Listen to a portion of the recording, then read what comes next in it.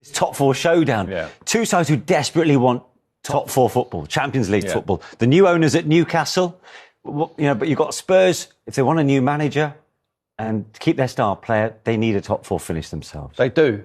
This is a cup final. It certainly is for Tottenham. Tottenham don't win today. They don't finish in the top four, in my eyes. It's must win. It's as big as that. Game in hands with a lot of teams behind them. And if they don't win today, with the likes of Liverpool coming up and Manchester United, and Aston Villa, all the teams chasing them for European places, there is a realistic chance they could fall out of Europe altogether. So they need to bounce back on that poor home result last week against Bournemouth. But you can never write Tottenham off. I mean, they're incredible. At the start of the season, if you said at this stage they would be fifth, a realistic chance of finishing in the top four, you would have took it. But there seems to be always some doom and gloom surrounding Tottenham. Change your manager again. So with Harry Kane, you've always got a chance. Yeah. Newcastle, though, in pole position. And they've got to make it count, right? You've got the 3-point advantage over Spurs. You've got the game in hand and a better goal difference. It looks nice on the table, but it's not the end of the season yet. There's lots of games to play, lots of big games, and of course, not many bigger games than today's game. It's an absolute massive game. If you can get 6-point gap between Tottenham with a game in hand, would be huge at this stage of the season. Newcastle last week were poor against Aston Villa. I think Eddie said after the game, we need a reaction against Tottenham. It's a massive game. It's a great game. They bounce back from. And St James's Park, the crowd again today will play a massive part. And they have to bounce back. They were just off the pace last weekend. Yeah. So it's a big game for the club. Shay, I think for the footballing people looking in from the outside, he's done a brilliant job. The recruitment's been outstanding, but he's improved the players already there, Eddie Howe.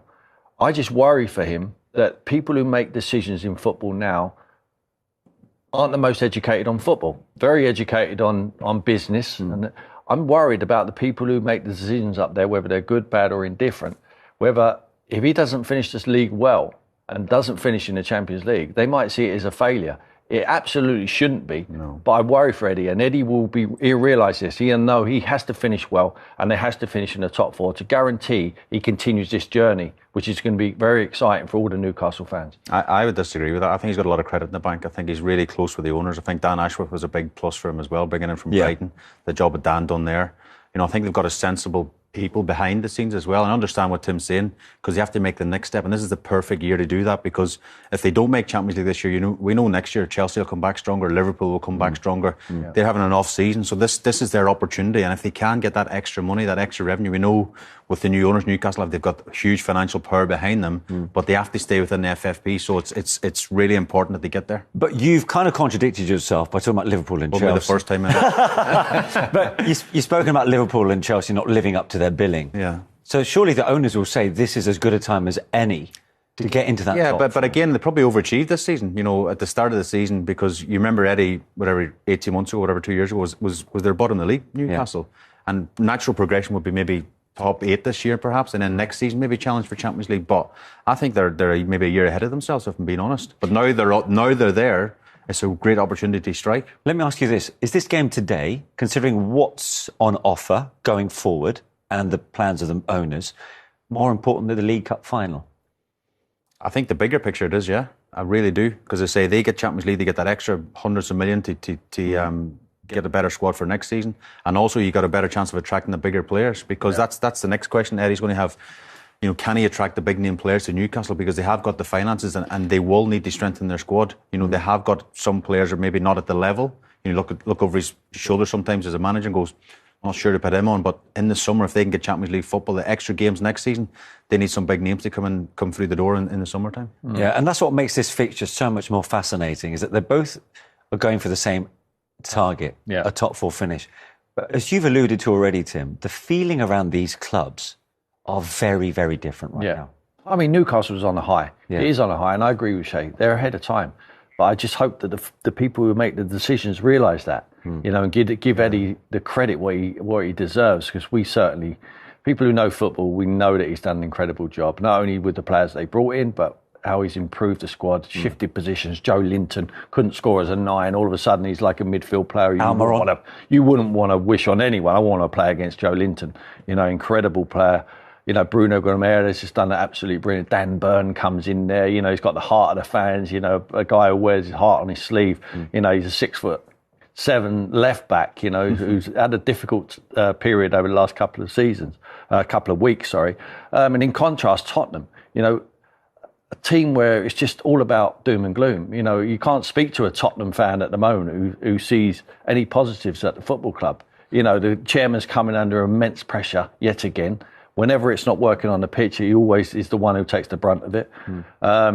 So it is a really crucial game for Tottenham. They have to win today. There's no question they have to win, because the difficult fixtures what they've got. Like I say, Liverpool looks like they're coming like a train. Everyone's fit in their squad again.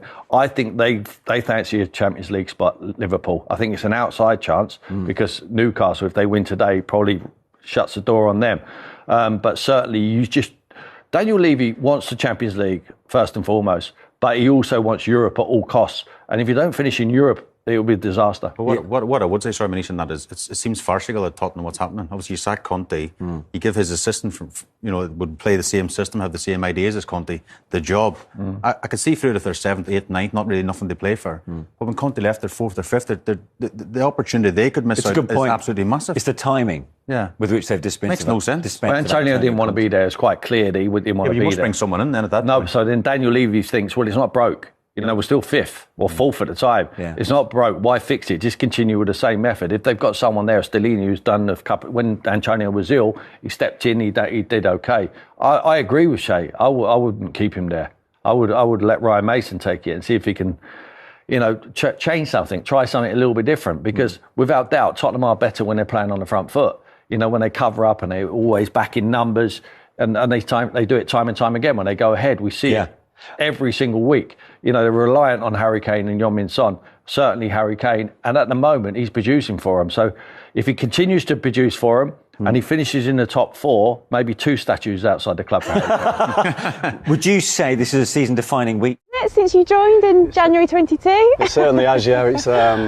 It's looking a lot better now, you know, new restaurant, new gym. The new additions to the training ground, it also helps with the tech ball machines. The lads are out early for training. It gets quite competitive, I imagine, does it? It does. You see the manager on as well with the lads. Really? Yeah, it's good fun, you know, before training. Who are the ones to beat? Matt Ritchie and Matty Target.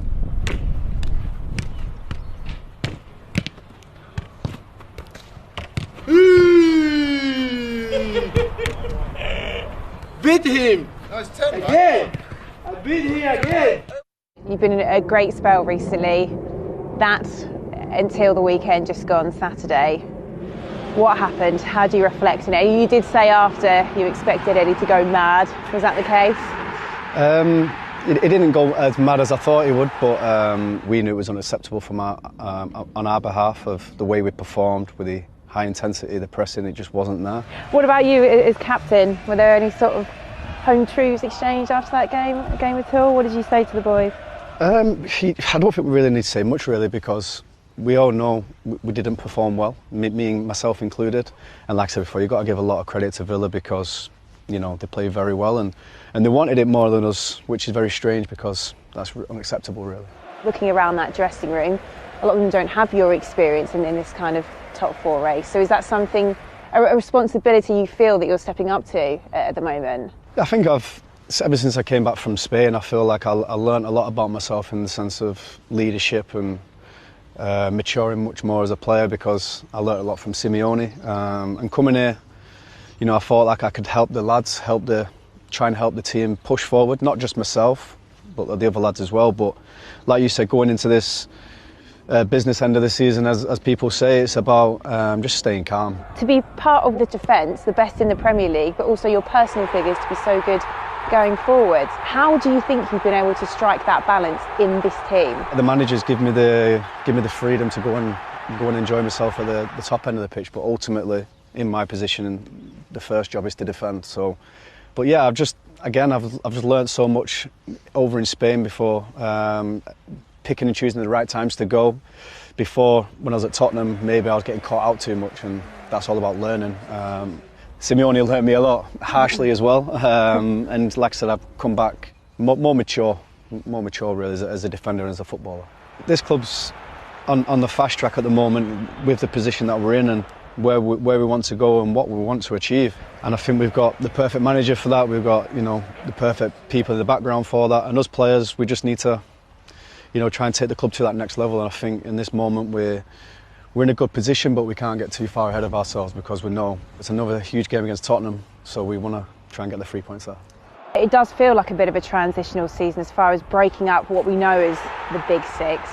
Is that how it feels to you as a player in one of the teams coming in and doing that? It's exciting for the league. It's exciting for the fans to see other teams trying to break into that top 4, top 6. So we shouldn't be shy to say that we want to achieve Champions League football. That's what everybody dreams of playing. I'd love to play in the Champions League again.